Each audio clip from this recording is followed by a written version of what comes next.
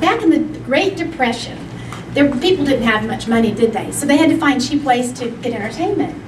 And that's where flea circuses were born. Has anyone ever heard of a flea circus? Yeah, the flea circus.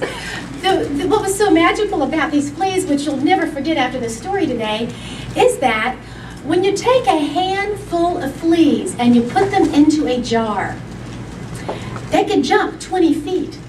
However, when they're in the jar and you put a lid on the jar, they will hit the lid of the jar. Bing, bing, ding, ding. They'll continue doing this until after a while the jar will grow silent because they've learned what the limitations are.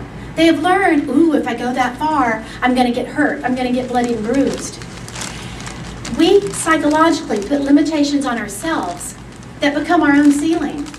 Perhaps somebody once told you you're not good enough, you're not smart enough, you're not rich enough, you're not thin enough, you're not old enough, you're not young enough. You remember being in the first grade when a teacher would ask a question and say, okay, what do you think, kids? All the hands went up. Everybody wants to answer the question. You walk into a group of seniors in high school and a teacher asks the question, kids dive under the desk, don't they? Because they don't want to be out there to risk getting hurt. Well, why the fleas is so pertinent to everything that we do in our Be, Do, Have of the law of cause and effect is that if you take the lid off the jar, the fleas could jump 20 feet. However, they continue to jump at the same distance that they had when the lid was on. As humans, we sadly do this to ourselves with other people's expectations, our low self-esteem, our shift in mindset that needs to happen. We get stuck in bad habits that no longer serve us, or we hold true to belief systems that once worked for us years ago that are no longer applicable. Just with our economy alone, the belief systems we had about money 5, 6, 8 years ago have been drastically changed. You cannot operate under those same belief systems, can you?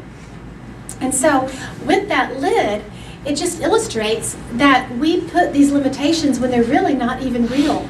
So much of it is in our own minds. Not only is this invisible lid that we put on ourselves keeping us from living our greatest potential, but it's also keeping learning out, opportunities out, not having a bigger vision than ourselves out. And so removing that lid is a rather spectacular thing. You've all seen acorns before. Acorns are genetically engineered to become mighty oak trees, aren't they?